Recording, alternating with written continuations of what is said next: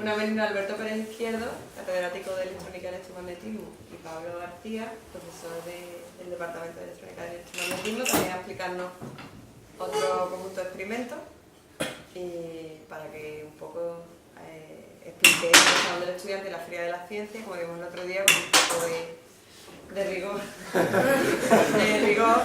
pues todas las cosas que vamos a llevar, ¿vale? Pues, muy bien, bueno, pues nada, yo os voy a explicar en qué consiste este aparato que tengo aquí, esta máquina, que es un generador de Van de Graaff. Se llama así porque lo inventó un tal Van de Graaff en 1929 con la intención de acelerar partículas para estudiar, digamos, sobre todo experimentos de física nuclear. Pero esencialmente es una máquina electrostática y a nosotros nos va a servir pues para poner algunos conceptos de electricidad, algunos conceptos elementales de electricidad de manifiesto. Bien, bueno, más o menos, ¿qué consiste esto? Pues aquí lo que tenemos es un cilindro de plástico, aquí abajo, una goma, aquí arriba hay otro cilindro, ¿vale? Debajo de la goma hay una especie de peine con puntas metálicas y arriba hay una cosa parecida y aquí tengo pues una cúpula que cubre esto, ¿de acuerdo? Aquí tengo un motor eléctrico que yo voy a accionar, pero podríamos usar a lo mejor una mano para accionar la manivela o cualquier otro mecanismo que nos proporcionara la energía suficiente para mover este cilindro.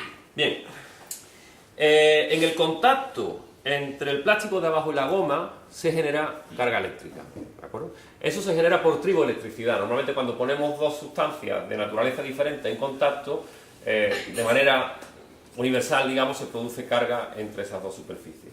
Esa carga se produce de acuerdo a una cosa que se llama la serie triboeléctrica, pues que ordena los materiales de más a menos electronegativos, y cuando uno pone en contacto dos materiales que ocupan diferentes alturas en la serie, pues uno se carga negativo y otro se carga positivo.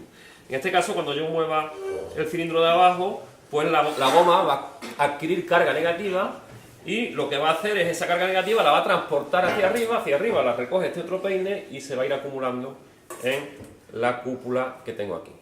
¿Qué es lo que ocurre? Al ir cargándose esto negativamente, pues repele las cargas que le llegan. Entonces, cuesta seguir acumulando carga arriba. Para llevar la carga arriba hay que vencer la fuerza eléctrica, hay que mover la cinta y por tanto hay que hacer un trabajo. Todo ese trabajo lo proporciona, en este caso, con la red eléctrica. Está enchufado. Si no estuviera enchufado, pues tendría que hacerlo yo, ¿no? Bien, vamos a probar primero que esto funciona. Vamos a coger aquí una mecha de pelo, como no se los voy a cortar a ninguno de los presentes, pues ya tenemos aquí un mechón y pongo esto en marcha. Bueno, pues ya veis ahí que pues lo que se han puesto los pelos de punta, ¿no? ¿Qué es lo que ocurre? La cúpula está cargada, toda la carga es del mismo signo y entonces esto pone de manifiesto una propiedad elemental, es que las cargas del mismo signo se repelen, ¿de acuerdo?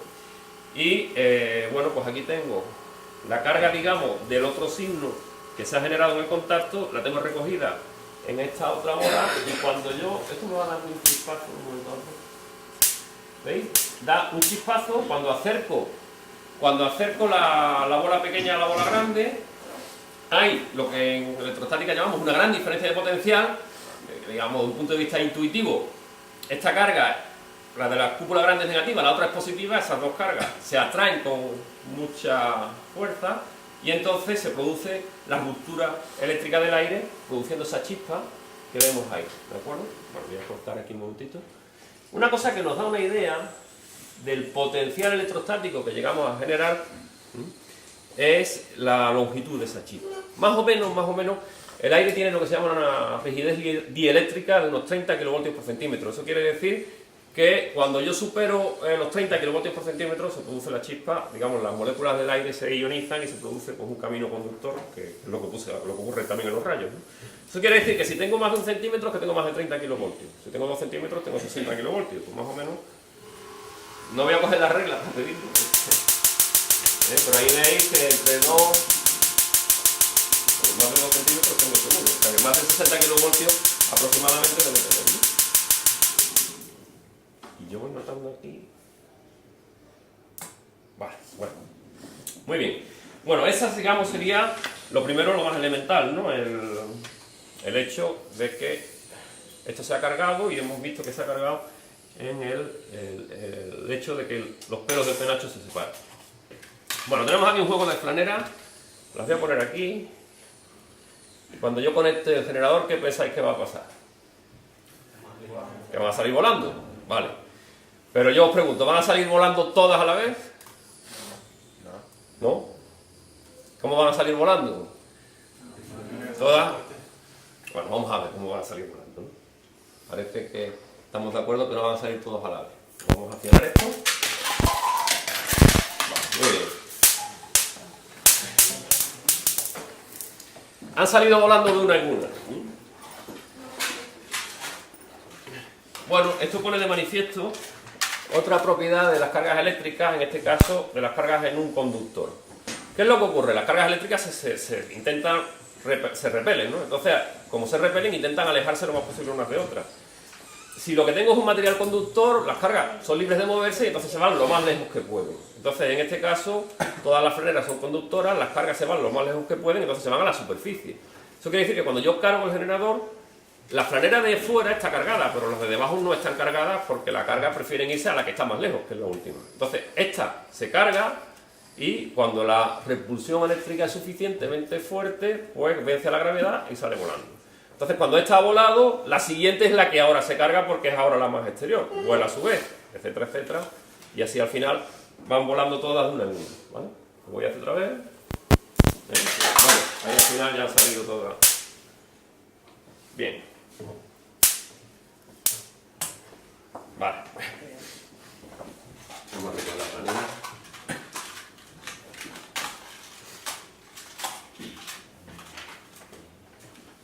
Bueno, tenemos aquí ahora otra pequeña demostración que voy a poner en marcha, que es la siguiente. Aquí tenemos dos placas planas, paralelas, metálicas. Voy a conectar una de ellas a la cúpula, que es negativa, y la otra, en vez de tener enchufado el cilindro de abajo a esta esferita, lo voy a tener a la otra placa, que va a cargarse positiva. ¿De acuerdo? Y tengo aquí una pelota de ping-pong. Yo no sé si se ve bien la pelota de aquí. Tengo aquí una pelota de ping-pong recubierta de papel aluminio para hacerle conductora a su superficie y que está ahí colgada, ¿no? Bueno, pues entonces vamos a ver qué ocurre cuando yo la pongo en funcionamiento. Conecto el generador. Bueno, y la pelota se ve que ahí que se está moviendo, ¿no? Voy a pararle un momentillo. Bueno, ¿qué es lo que ocurre? Aquí lo que ocurre es lo siguiente. Tengo una placa negativa y la otra positiva. Y la pelota es conductora. Entonces, si la pelota toca a una de las placas, al tocarla se carga con el mismo signo que esa placa. Entonces, si toca, por ejemplo, la placa negativa, pues se carga negativamente y se ve repelida, con lo cual sale disparada hacia la otra placa. Al tocar la otra placa, cede su carga negativa, se carga positivamente y sale repelida en la otra dirección. Entonces, sucesivamente va golpeando una y otra placa, cargándose alternativamente de manera positiva y negativa, y de esa forma va de un lado a otro. Fijaros que ahora ocurre una cosa. Cuando yo apago, la pelotita sigue dando vueltas hasta que termina parándose. ¿Os atreveríais ahora a tocar la cúpula? No contesta nadie. Pues sí, te puedes atrever porque ahora no te pasa nada, ¿vale? La cúpula se ha descargado, porque mientras había carga, pues la pelotita ha seguido moviéndose, ¿vale? Y al moverse de uno a otro, la pelotita lo que está haciendo es transportar, porque coge carga negativa de una placa y la lleva a la otra, la coge positiva y la lleva a la otra. Lo que está haciendo la pelotita es transportar la carga de un sitio a otro. O sea que mientras hay carga en alguna de las placas, bueno, las dos placas tienen la misma carga, mientras hay carga en las placas, yo he apagado ya el generador, pero la pelotita sigue moviéndose mientras hay carga en las placas, ¿vale? Hasta que consiga al final transportar toda la carga de una placa a otra y así puede tocar aquí sin miedo, ¿vale? Bueno, hay otra última curiosidad. Inicialmente la pelotita no tiene carga, ¿vale? La voy a parar.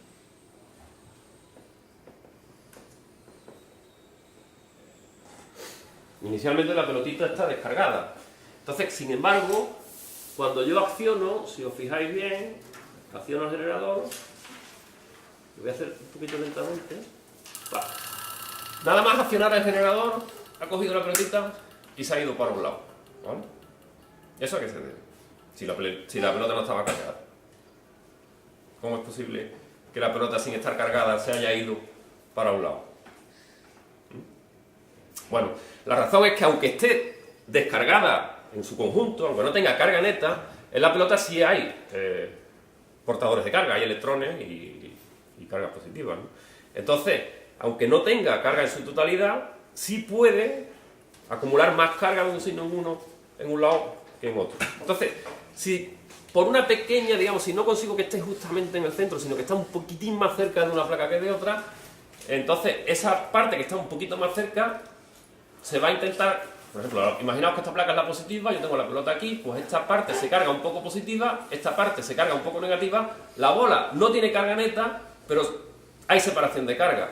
Y si está un poco más cerca de este lado que de aquel, pues hay más carga del signo contrario aquí que en este. Y entonces hay una pequeña atracción, ¿de acuerdo? Entonces, esa pequeña atracción inicial, ahora se ha producido hacia el otro lado, se produce simplemente porque la pelota no está justo en el medio. Entonces, aunque su carga neta sea cero, la distribución de carga no es homogénea, no está repartida por igual y se acumula de manera diferente, y entonces, pues, allí donde se ha producido una perturbación un poco mayor, es el punto inicial por el cual la pelota se desplaza hacia uno de los electrones.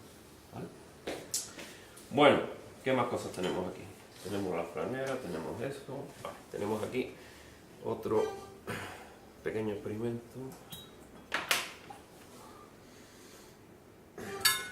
Esto hay que ponerlo aquí. Siempre es importante, esto está conectado al cilindro de abajo, siempre es importante tener esta esfera o una placa conectada para, digamos, que la carga que tengo aquí siempre tiene que estar compensada en otro sitio. Y entonces, si yo no lo tengo controlado, lo tengo descontrolado. Si está descontrolado, pues ya se sabe lo que pasa cuando algo está descontrolado, ¿no? Bien. Bueno, aquí tenemos un pequeño molinillo. Fijaos bien que estos son... Aquí hay 3 agujas, ¿vale? Y las agujas terminan, son unas pequeñas puntas, ¿no? Yo lo voy a poner aquí. ¿Y qué pensáis que va a ocurrir cuando yo le dé al generador? Esto va a empezar a dar vueltas, ¿vale? Porque si no, no lo pondría, ¿no? Si no... ¿Y para dónde va a dar vueltas? O sea, esto se va a mover, esto se puede mover así o se puede mover así. ¿Hacia dónde se va a mover? ¿Así? Así. Bueno, que ya lo sabéis vosotros, ¿no? Pero uno diría, bueno, si la punta está para allá, pues esto se tiene que mover para la punta, ¿no? Pero efectivamente no ocurre así. Le voy a dar, bueno,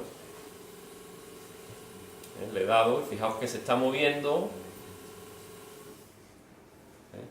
se mueve, digamos, en la dirección contraria a la que apuntan las puntas, ¿no? Bueno, ¿esto qué se debe? Esto ilustra un fenómeno que se conoce como viento eléctrico. Voy a descargar. Este es un fenómeno que se conoce como viento eléctrico, que en este caso, bueno, está relacionado también con el hecho de que tenga unas puntas. El campo eléctrico se refuerza en las puntas, se hace muy fuerte en las puntas, ese es el principio del pararrayo. Entonces, al tener, digamos, aquí una zona de un campo eléctrico muy intenso justo en la punta, el aire que hay alrededor se ioniza parcialmente. Entonces, eso quiere decir que la punta, por ejemplo, esta punta está cargada negativa, porque la bóveda está cargada negativa, esa punta cargada negativa ioniza parcialmente el aire y entonces en el aire se crean algunas cargas positivas.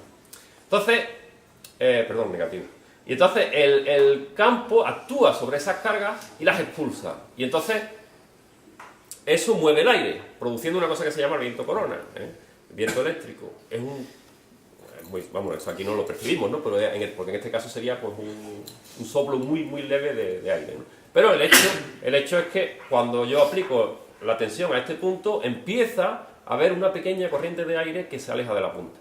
Entonces, la tercera ley de Newton, el principio de acción y reacción, nos dice que si la punta está moviendo el aire en una dirección, ella siente una fuerza de reacción en la dirección contraria. Entonces eso hace que el molinillo se mueva en la dirección, el sentido, sería la palabra más rigurosa, ¿no?, contraria a la que apunta la punta.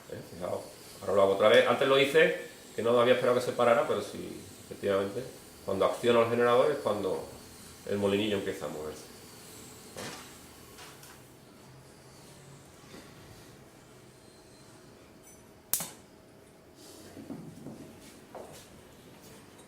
Bueno, pues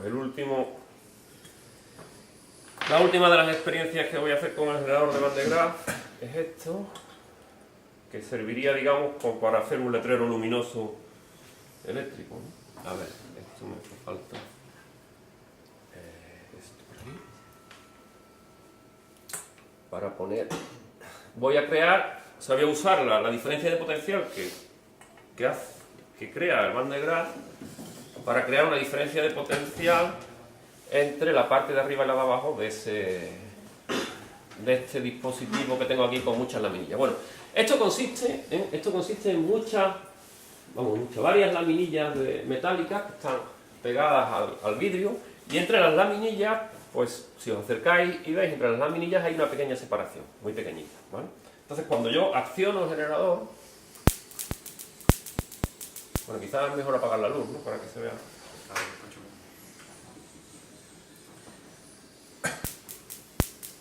Se ve que se genera una descarga, ¿vale? El proceso no es exactamente periódico, pero es repetitivo. ¿Qué es lo que ocurre?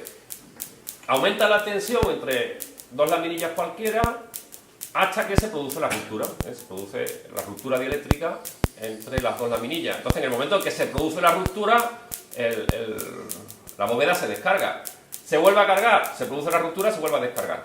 Es un proceso que, como digo, no es exactamente periódico, y eso lo hace más bonito, ¿vale? Porque cuando las cosas son periódicas son un poco aburridas, ¿no? Pero si son repetitivas, pero no exactamente periódicos, es más divertido. Y entonces eso hace que como letrero, si esto lo hiciéramos letras, pues serían letras bonitas, ¿no? Eso se usa en la práctica. Y si os fijáis también cerca, si os miráis cerca, veréis en el espacio entre dos laminillas cualesquiera, veréis que la ruptura tampoco se produce exactamente en el mismo sitio siempre. Tiene más tendencia a producirse en las esquinas, porque las esquinas del campo es más intenso, como hemos visto antes, pero también a veces se produce en medio. Entonces, yo me estoy fijando, por ejemplo, en una que hay aquí en medio, y a veces se produce arriba, a veces abajo, a veces se produce en medio, y eso también le da un poco de gracia al asunto, ¿eh? Por lo mismo, porque no se produce siempre en el mismo sitio, y entonces causa una sensación más interesante. Bueno, pues esto demuestra en cierta forma que lo que es las descargas eléctricas son un proceso en el que hay un componente aleatorio muy importante. Las descargas no se producen nunca exactamente igual. Bueno, pues cierro aquí, hago esto y dejo el Van de Graaff.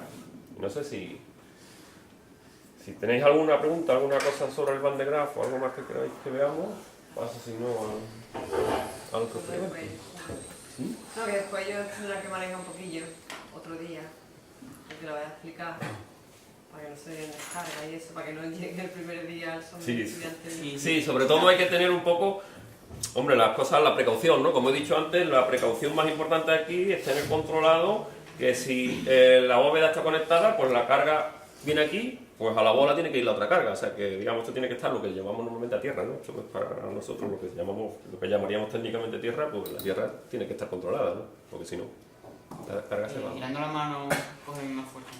Bueno, girando a mano funciona también. Lo que pasa, bueno, es que no... Bueno, es que no está conectado. No está conectado, después si acaso lo probáis. Pero vamos, este funciona muy bien y entonces a mano va a funcionar. Una cosa sí es importante, las experiencias de electrostática dependen mucho de la humedad. En los días muy húmedos, pues el generador se carga menos y entonces las cosas son menos reproducibles. Y es muy habitual, por ejemplo, en el salón del estudiante, que suele haber mucha gente, pues se carga de humedad el ambiente y entonces se descarga el generador y no funciona todo lo bien que uno quiere. Pero vamos, este va muy bien. Yo espero que los días, digamos, del generador del salón del estudiante funcione mucho mejor que el otro que teníamos. Sí, no, yo ese espero que sí. Cuando se usa el Van de Graaff para ponerle los pelos de punta a alguien, es importante luego descargar a la persona bien, que yo he visto algunas veces que a lo mejor le acercan la bola y le quita tierra a la persona, entonces toda la carga a la tierra y se lleva el calambrazo. A lo mejor ha tenido precaución de que la persona esté aislada y tal. Entonces lo que hacemos normalmente es, bueno, si la persona se ha cargado ya porque ha tocado la bola, pues vamos a hacerlo, que así no lo van a entender. Vamos a ver cómo habría que hacerlo. A ver, ponte aquí. O sea, sea, yo me llevaré el calambrazo. Pon la mano ahí y tú lo vas a descargar. Yo no... Ah, Sí, claro, tú esa por abrir la boca, ¿no? Eso por la boca. Pon la mano ahí. No, si no es nada. Con ella que está la función. Con una mano, bueno, Vamos a ver. No estoy subida ahí. No, eso no está Uy, funcionando. esto me está dando calambrazo. Sí, dando con la mano. Menos No regular. sé por dónde. Aquí abajo. Ahí Se va. escapa. Está mejor muy Ah, cerca, pues. ¿Y ¿no? ahora qué hago? A descargar. Bueno, si no tiene nada de carga. Ya está cargada. Así que está de... Ya está cargada. Está cargando. Ya está cargada, sí, pues se Sí. le ven los Dale más pelos. rápido. Yo lo único que quería decir que Ya no, está. Ahora, que no, es que ¿Y ahora qué alguna ha hago? visto una cosa, separa las manos y aguanta un momento y no, es que he visto alguna vez de coger esta bola que está a tierra y acercarla, porque claro, le dan No, pero calambrazo. ya- Entonces era mejor, por ejemplo, hacer así, tú ya notas, prácticamente no tiene nada de carga, porque casi no No, estoy haciendo. Pero la calle Era un poquito más... y más suave, hay que hacerlo más un poco suave. más suave. Así Hay que como- hacerlo más Supuestamente no debe de darme en la cabeza, debe de descargar por otro lado. Da igual. Da igual. No sé, ¿tú crees que da igual? Bueno, yo creo que lo que tenemos que hacer es lo de los planitos y eso, enseñarlo. Y no cargan. Y nada. Y no cargar a las personas. Ah, como ahí está cargado. No, yo lo digo para los niños y eso que le puede dar a Sí. descargar y no gustarle. Claro. ¿no? Es mucho más prudente. Es mucho. Te voy a dar. Es mucho más prudente porque además así Se ve muy bien. se ve muy bien. Bueno, Eso porque yo- vamos, eso. se ve muy bien. Con nadie vais a conseguir ver eso. Porque el fel, sí, bueno, hombre, tiene que Sí, ser. bueno, yo tengo fotos de niños aquí que han venido aquí. No, no, no, que está frío. ¿Y ella no prueba? ¿Lo quieres probar tú? No, ahí sí, pero... Porque ya me tiene así... Sí, tiene que tenerlo fino, ¿no? Para que... Bueno, lo dejamos esto aquí y vamos con el experimento de Thomson. Bueno, este otro experimento que tenemos aquí es el que realizó J.J. Thomson en 1897 y que históricamente se conoce como el experimento en el que se descubrió el electrón. Bueno, eso tendría muchos más matices, pero no vamos a entrar ahora en la historia del electrón. Pero lo que sí es importante es que este es un experimento histórico y esencialmente está aquí reproducido en sus elementos fundamentales. Entonces, esto es un tubo de Crookes, que se llama, y esencialmente lo que hay dentro es vacío y varios electrones, ¿de acuerdo? Por eso tengo aquí tantos cables. Uno de los electrodos es simplemente un filamento muy parecido al de la bombilla y la única función que tiene es calentar el cátodo, ¿vale? Entonces el cátodo, que lo que voy a poner a una tensión negativa, es, al calentarlo va a emitir electrones. Simplemente eso es un fenómeno general que se conoce como efecto termoiónico, que simplemente al calentar un metal pues emite electrones. Entonces necesitamos además acelerar esos electrones para que vayan del cátodo al ánodo. Entonces necesitamos otro electrodo, el ánodo. El ánodo aquí es ese electrodo que está agujereado porque lo que queremos es que los electrones vayan al ánodo acelerados, pero después se puedan seguir moviendo, ¿vale? Entonces, esencialmente, lo que se hace en este experimento es sacar electrones de un metal y acelerarlos a través de una diferencia de potencial. Entonces, al acelerarlos a través de una diferencia de potencial, los electrones adquieren una cierta velocidad. Y luego, una vez que esos electrones han adquirido esa cierta velocidad, pues tenemos aquí dos bobinas en una configuración especial que recibe el nombre de bobinas de Helmholtz, y esencialmente lo que hacen esas bobinas es crear un campo magnético en esta zona, y ese campo magnético es bastante uniforme en la zona en la que está el tubo. Las bobinas de Helmholtz, si yo pongo una bobina solo, también creo un campo magnético, pero ese campo magnético no es uniforme. Con las dos bobinas consigo que el campo sea más o menos uniforme en la zona en la que me interesa. Bien, y además de eso hay otro electrodo que tiene ahí forma cilíndrica que va a servir para colimar el átomo, ¿de acuerdo? Bueno, ¿qué es lo que hizo J.J. Thomson? Él lo que hizo es crear una diferencia de potencial entre el cátodo y el ánodo, acelerar a unos electrones a una velocidad que, de acuerdo con las leyes de la electrodinámica, podía calcular. Esa velocidad es función de la tensión aplicada. Conocida la tensión, pues se sabe la velocidad. Y, como vamos a ver, al aplicar el campo magnético, pues una partícula cargada en un campo magnético describe un movimiento circular, y lo que hizo es medir el radio de la órbita, y a partir del radio de la órbita y de la velocidad, pues dedujo la relación entre la carga y la masa, ¿de acuerdo? En realidad, La cosa es más compleja en ese momento porque una de las cosas que no se tenía clara por entonces, en 1897, era si lo que vamos a ver eran partículas o no. Como vais a ver, lo que se ve en el tubo está lleno de un cierto gas muy rarificado para que el haz se pueda ver, lo que vamos a ver es un haz. Y ese haz, entonces, había cierta controversia sobre si era un haz de partículas o era un haz de alguna otra naturaleza. No estaba claro que fuera un haz de partículas, ni siquiera estaba claro que fuera un haz de partículas con una carga todas la misma, digamos que no se sabía de hecho qué era. Y una de las cosas que consiguió Thomson con ese experimento es demostrar que aquello eran partículas, porque seguían las leyes de la electrodinámica y la trayectoria se correspondía a la trayectoria que tenía que tener una partícula de una carga en una masa determinada. Entonces, lo que necesitamos es que nos apague la luz aquí, porque si no, no vamos a ver nada. Entonces, lo primero que hago, yo tengo aquí 4 mandos que vosotros no veis, pero yo sí. Y lo primero que hago es calentar el filamento. Si os venís por aquí, veréis que el filamento ya está caliente, con lo cual ya en un principio tengo efecto termoiónico, ¿vale? En segundo lugar, pues voy a aplicar una diferencia de potencial. Bueno, os digo los datos para que vosotros lo sepáis. El filamento lo he puesto unos 7 voltios. Con los 7 voltios es suficiente para que el filamento se caliente. La diferencia de potencial entre el cátodo y ánodo lo voy a poner a 300 voltios. Y ahora ya se ve, y vosotros lo veis, un haz muy tenue. Hay un haz muy tenue. ¿Qué es lo que ocurre? Lo que ocurre es lo siguiente: los electrones son partículas cargadas y todas ellas tienen el mismo signo. Entonces, el haz de electrones cuando sale, entre otras cosas, hay otros efectos, pero entre otros está que se repelen, ¿de acuerdo? Entonces, si yo quiero que el haz sea un haz fino, tengo que colimarlo, tengo que obligarles, digamos, a que se junten, ¿no? Y para eso tenemos otro electrodo, que es ese cilíndrico, que es un electrodo que se llama colimador. Entonces, aplico tensión a ese cilindro y ese cilindro hace que los electrodos, pues los electrones se agrupen, digamos, ¿vale?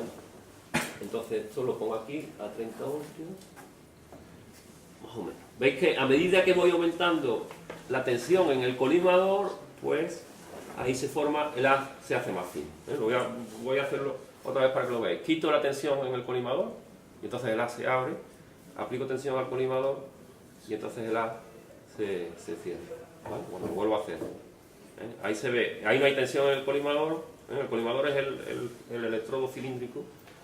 Aplico tensión al colimador y entonces el haz se hace más fino, ¿de acuerdo? Bueno, entonces tengo simplemente los electrones acelerados y ahora ya aplico tensión, alimento las bobinas de Helmholtz, ¿vale? Les doy corriente a las bobinas de Helmholtz, con lo cual creo un campo magnético y cuanto más intenso el campo magnético, más pequeño el radio de la órbita, ¿de acuerdo? Fijaos que ahí tengo un radio determinado. Si bajo la corriente, el radio es mayor, incluso se sale de la bola. Si aumento la corriente, el radio es más pequeño. Cuanto mayor la corriente, mayor el campo magnético, más pequeño el radio. Cuanto menor la corriente, menor el campo magnético y mayor el radio. Lo que hizo Thomson fue aplicar distintos valores, para cada uno de esos valores medir el radio y sabiendo la ley, la dependencia entre la carga y la velocidad y la masa en función del radio, pues dedujo la relación entre la carga y la masa, ¿de acuerdo? Ese es simplemente el experimento, ¿vale? Yo me pensaba, esto lo habréis visto alguna vez, el rayo en vez de naranja, pues habréis visto a lo mejor algún experimento en el que el rayo era verde, ¿vale? No es que los electrones de aquí sean naranjas y los otros fueran verdes, sino es que los electrones no son de ningún color. Y lo único que ocurre es que el color que vemos depende del gas ese muy rarificado que está introducido en el tubo para que se pueda ver por donde discurren. Esencialmente los electrones al pasar por el gas pues lo ionizan y lo que vemos es el gas ionizado, ¿no? O sea, eso es realmente lo que vemos. Bueno, pues nada, yo ya he terminado. No, sí, Le toca a Pablo. si quieres. Aquí la precaución de nuevo es cerrar en el mismo orden en el que hemos abierto, digamos, bajar las tensiones en el mismo orden que lo hemos hecho. Primero las bobinas de Helmholtz, después el colimador, después el que acelera, ¿vale? La diferencia potencial entre el cátodo y el ánodo. Y por último, eso ya hace que desaparezca el gas y ya por último bajar la tensión del filamento. Y ya, se puede apagar. ¿Vale? Bien,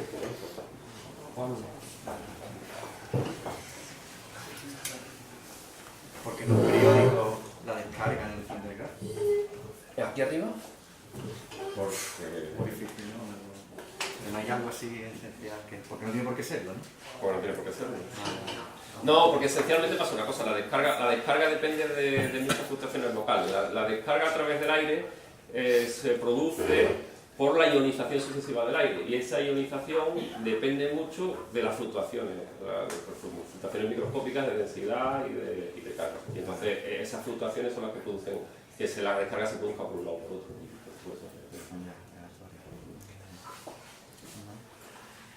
Bueno, yo en realidad no he preparado nada como Alberto, así una demostración perfecta, llena de detalles. De todas maneras, lo del Levitron es una cosa más puntual, que no demuestra tantas cosas como por ejemplo Van de Graaff, que tiene un montón de demostraciones, se le puede sacar mucho partido, ¿no? Esto del Levitron es algo más puntual. Y bueno, como está aquí Alberto, que sabe un montón de Levitron, pues si algo no sé yo, él lo aclara, ¿no?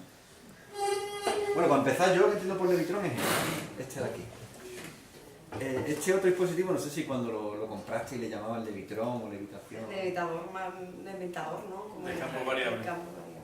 Ajá. En realidad ese está creando aquí un punto de equilibrio o una serie de transformadores, ¿no? Y tú lo sabes mejor.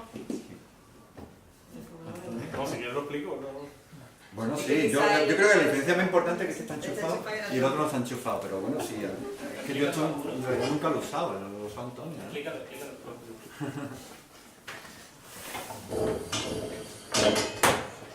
Bueno, el funcionamiento es muy sencillo de ver, pero es bastante difícil de explicar. Sí. Lo que hay dentro de la base es, en primer lugar, un imán permanente de forma toroidal, ¿vale? Todos tenemos la cabeza, ¿no?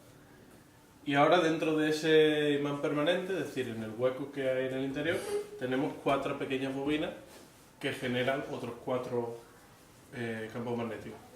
La diferencia importante entre las 4 bobinas y el campo entre el campo de las 4 bobinas y el campo del imán permanente es que el campo del imán permanente genera un campo permanente, que no cambia, ¿no?, con el tiempo. Sin embargo, un campo estático. Sin embargo, las bobinas generan unos campos que son variables en el tiempo. O sea, varían la intensidad según el requerimiento de esto. ¿Por qué digo eso? Esto es otro imán, ¿vale? Cuando yo aplico este imán sobre los 5 restantes que hay abajo, hay un circuito que se está retroalimentando de los datos de las propias bobinas. Es decir, cuando este campo magnético creado por este imán penetra dentro de las 4 bobinas, ¿vale? Eso genera una respuesta, ¿no? Pues si tú varias el campo, genera una respuesta en la bobina. Ese circuito lee esa respuesta y aplica a esa bobina un campo acorde a lo que ha leído. De ese modo, tenemos un punto como un medio de apertura de los campos magnéticos debido a la forma toroidal del imán permanente y otro punto más fino creado por los 4 campos magnéticos de las pequeñas bobinas, más este que es el sexto campo magnético. Entonces, al ponerlos, pues genera un punto estable donde se quedará. ¿No? ¿Vale? ¿Qué se puede hacer con esto? Pues nada. Puedes poner... Que la diferencia es que este hay un circuito que va... ¿Vale? Estos no son campos estáticos, ¿vale? Bueno, solo 2, ¿no? El del imán de arriba y el del imán de abajo. Pero un punto bastante estable. Se puede intentar, si se hace despacito, y sin que gire.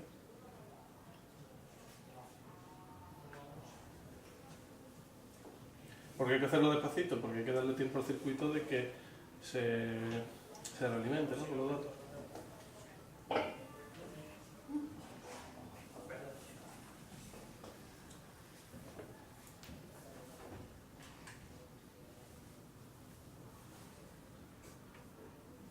¿Qué tensión? ¿De boca abajo? Sí, después se pone otra. Si se hace esto así,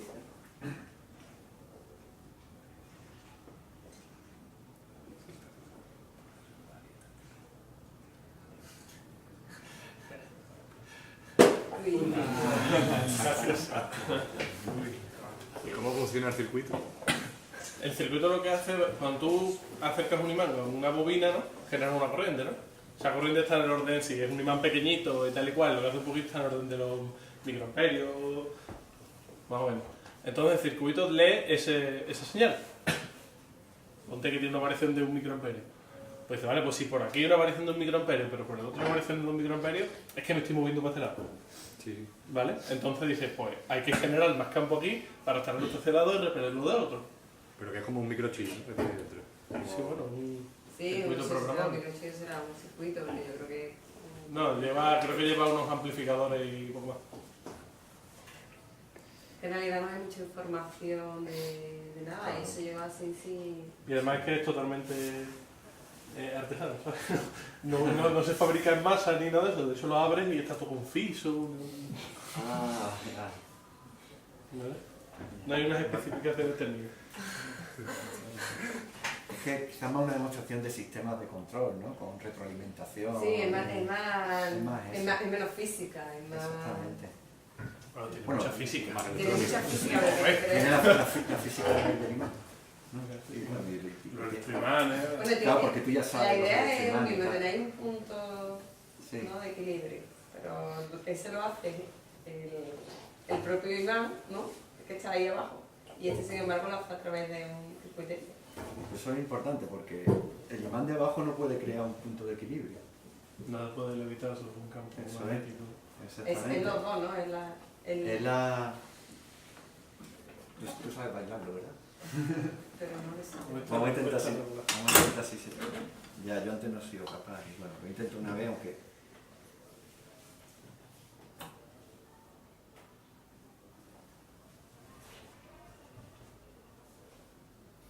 Ahí se va a quedar unos cuantos segundos hasta que se haga. Entonces, bueno, es bastante difícil conseguir más tiempo. Yo me desespero, hay que tener mucha paciencia. Yo sé que Alberto y Antonio sí que tienen mucha paciencia con esto, lo saben regular. Pero bueno, antes de contaros de cómo se regula, vamos a ver qué es lo que tenemos. Esta es la base del Levitron, este juguete que se llama Levitron. Entonces la base, por ejemplo, el que tenemos nosotros tiene 4 imanes, ¿verdad? El tuyo era así, ¿verdad, Alberto? Pero también puedes tener simplemente un disco, un imán en forma de disco. ¿De acuerdo? Y esto es otro imán. De manera que, bueno, lo que sabemos todos es, si por ejemplo yo tengo un campo magnético que sale hacia aquí, y aquí tengo el polo norte, digamos que este es el polo norte, pues hay una fuerza de repulsión entre imanes, ¿no? Y en algún punto la fuerza de repulsión entre los imanes se equilibra con el propio peso de la peonza. Lo primero quizás que es evidente, ¿no? Que el peso de la peonza se equilibra con la repulsión entre imanes.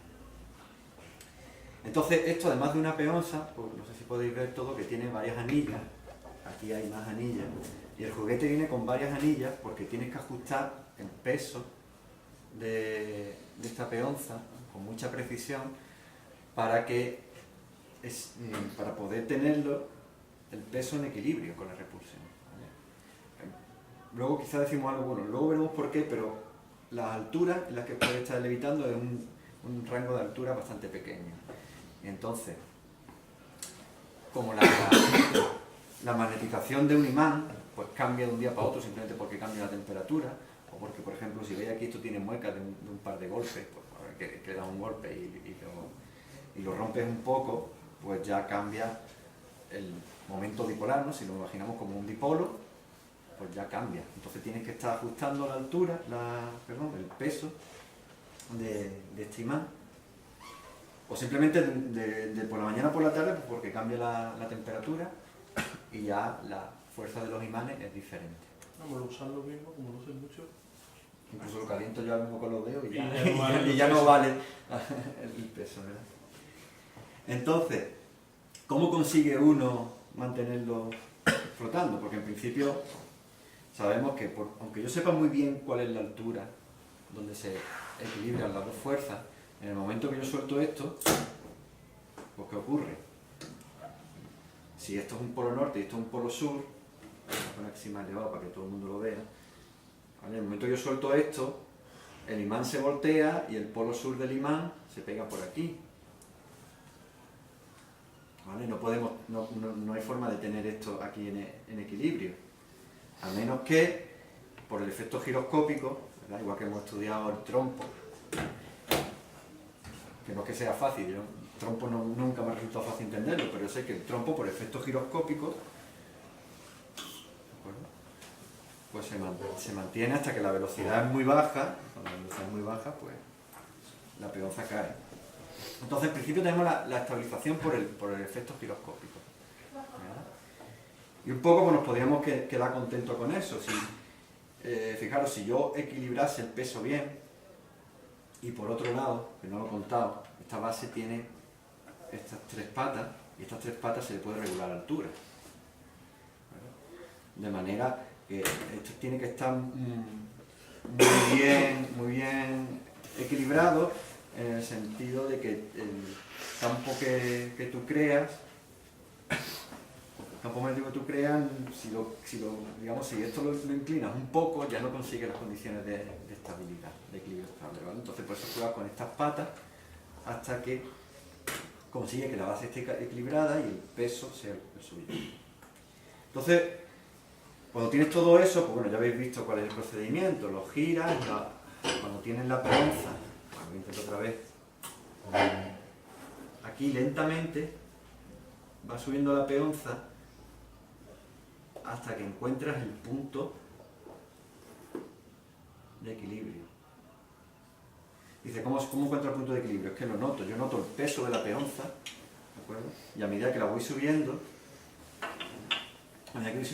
noto que la peonza me va pesando menos, y justamente donde prácticamente la peonza se me despega, porque la peonza se va a ese punto donde la repulsión magnética vence al peso.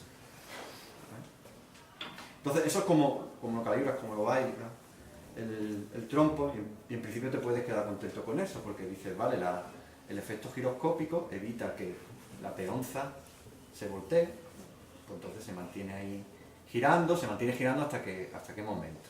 Pues hasta que el rozamiento con el aire, ¿verdad? Porque lo está rozando en el aire, el rozamiento con el aire está disminuyendo la velocidad de rotación. Entonces llega un momento que que gira tan lento que ya el efecto giroscópico no puede tener su papel y cae. Pero el problema es muy interesante desde el punto de vista de la física por algo más, no solo por eso, sino porque la persona que inventó esto, que era Roy Harrigan, era ese, uno de los muchos, Roy Harrigan, pues se lo llevó a algún físico y el físico prácticamente demostró que era imposible que funcionase. Resumiendo, ¿no? Es más detalle. ¿Y por qué es imposible que ¿Cuál es el argumento? De decir, no, esto no puede funcionar. Es porque cuando tienes una energía que deriva de un potencial, o sea, que una energía que deriva de un potencial, perdón, lo de los lapsos que hablamos antes. Cuando tú tienes una función que cumple la ecuación de Laplace, eso no tiene ni máximo ni mínimo, ¿no? Es que sin la pizarra no le puedo decir.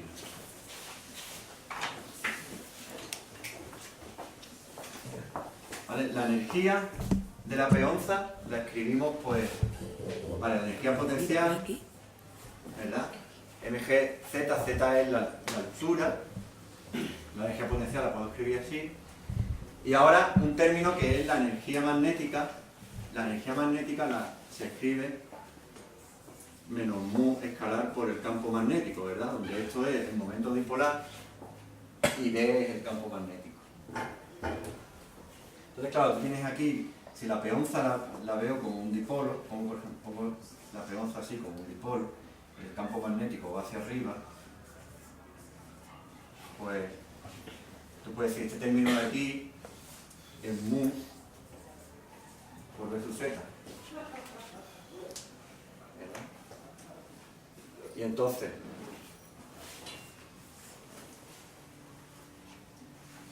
dice lo que se cumple es que el laplaciano de u es igual a 0 porque una cosa que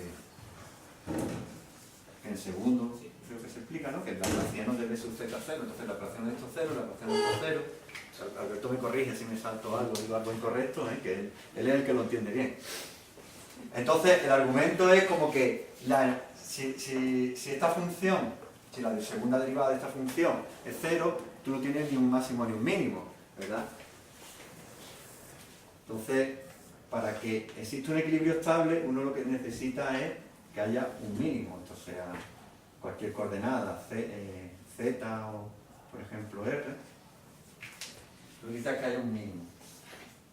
Y esto se llama el teorema de Ershow, que se estudia, ¿no?, en segundo de física. Y te dice, bueno, básicamente que ninguna distribución de cargas o de dipolos magnéticos estáticas puede darte lugar a un equilibrio estable. Necesitas fuerzas adicionales. Y entonces, claro, si resulta que eso, verdaderamente hay un punto de equilibrio estable, se queda levitando, ¿dónde está el problema? Y el problema es que la energía potencial no se escribe así.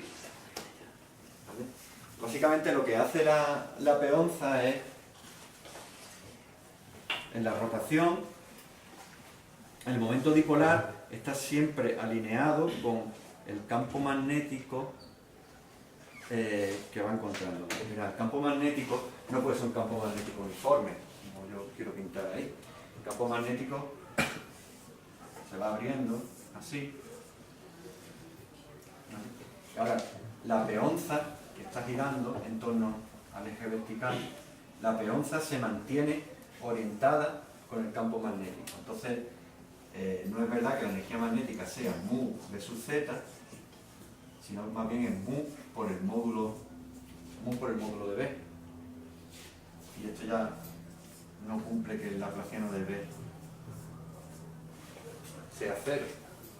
Entonces, ya no se cae en esa contradicción, dice, no puede haber máximos y mínimos locales. Sí que los hay. Pero claro, no con cualquier campo magnético, sino que el campo magnético tiene que cumplir una serie de requisitos. ¿Vale? Entonces, bueno, en realidad no creo que en el segundo de estudiante os pongáis a decir todo esto, ¿no? Por eso que claro, que no da tanto juego a nivel de demostraciones como cualquiera de estas cosas. Sí, lo que pasa es Pero- que es espectacular, porque va explotando una peonza.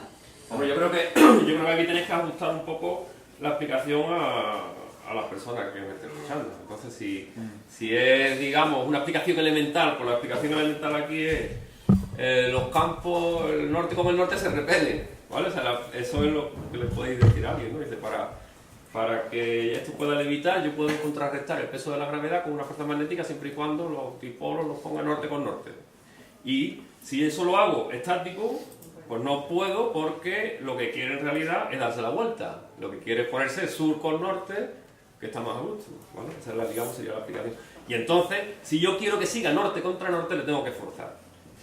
Y la forma de forzarle, pues es hacerlo girar, que las cosas, la inercia, ¿no?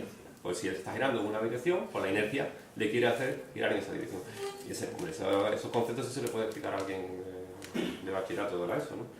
Que decir, bueno, pues polos distintos se repelen y las cosas que giran en un sentido quieren seguir girando en ese sentido. Entonces, con esos dos elementos consigo que esto levite durante un cierto tiempo, hasta que la peonza se va parando, ¿no? Y ya después, si llega alguien muy espabilado, pues ya la explicación.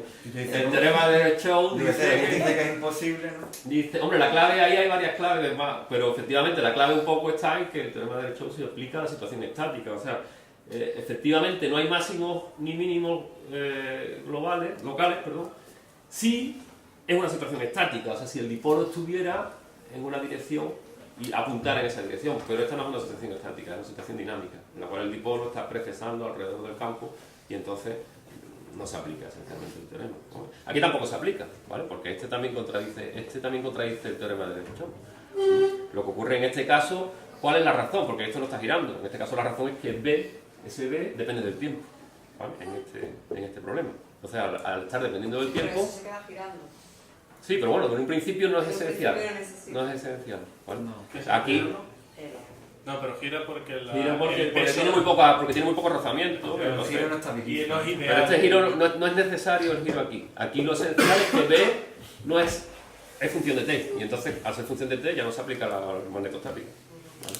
Como no se aplica ese teorema, porque el campo no es solo función de X y Z, sino también es función de... Por ejemplo, el imán. Bueno, lo voy a intentar. ¿no? Este imán no es conductor. Bueno, intentaré. Ah, bueno, No es conductor, por ejemplo, una cosa que ha dicho Antonio, ¿no? Cuando un imán se acerca a una bobina, induce unas corrientes, eso es la base de cómo van viviendo esas bobinas. Claro, si ese imán fuese conductor, pues estas pequeñas fluctuaciones que veis en la altura, o ese movimiento que se está viendo, entonces se inducirían corrientes dentro del imán y la energía se disiparía. Por eso es importante que sea cerámico. Bueno, la verdad es que habría que ajustarlo un poco porque pesa muy poco. Una cosa que os digo, en práctica es importante levantar el codo, no sé por qué, pero si uno no levanta el codo no sale. Bien, Sí.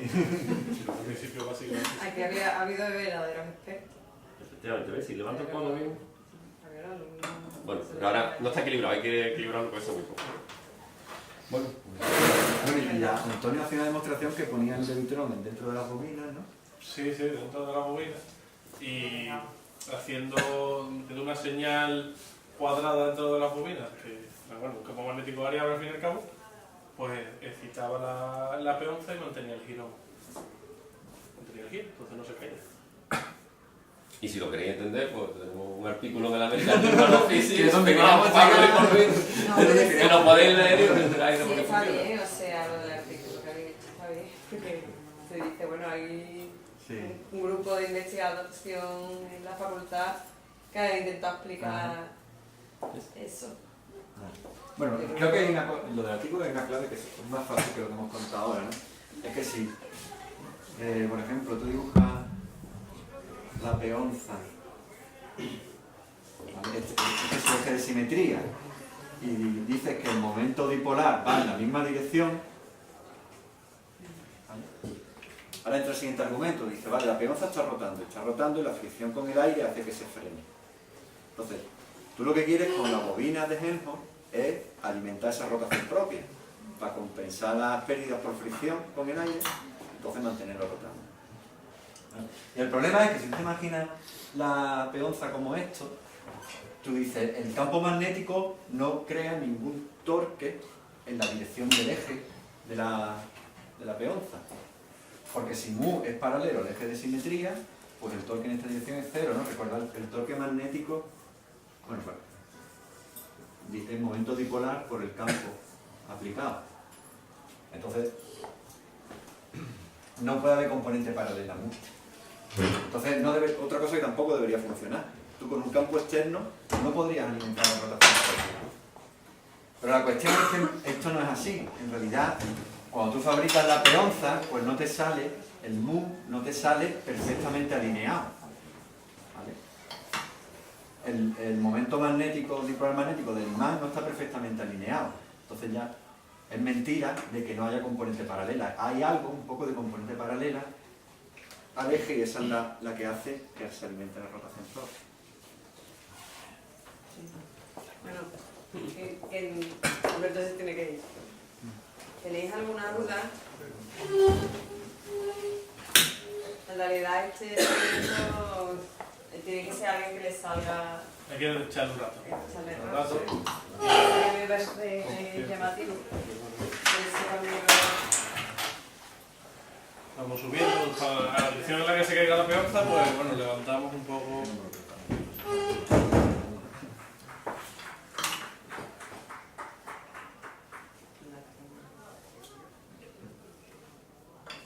El récord, el récord sin campo magnético está en 8 minutos. En la facultad. Dani, esperando. Tenía 8 minutos 40 segundos, yo tengo 8 minutos 10 minutos, 8 minutos 10 segundos. Así, ¿eh? Yo conseguí 1 minuto y 20 segundos. Está casi. También es importante, una vez que calibréis la base, no la mováis. Bueno, vosotros la mováis.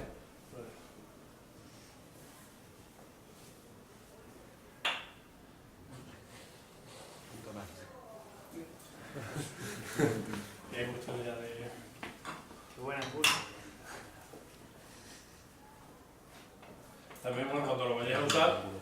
tener el otro apagado si está cerca. O se os puede ir la cabeza intentando hacerlo volar.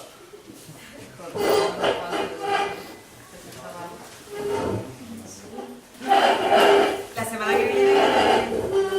La semana que viene tenemos superconductores con Felipe de Remora. Y también lo que haremos es los grupos de trabajo que nos apuntaste, así Eso. organizamos un poquillo. Vamos a organizar un pequeño grupo para hacer uno que se dedica a montar la vía de superconductores, o sea, la vía de imanes, perdón. Otro Para que cada uno para... se dedique a algo, ¿vale? Y para que sea productivo. ¿De acuerdo? ¿Qué profesor viene?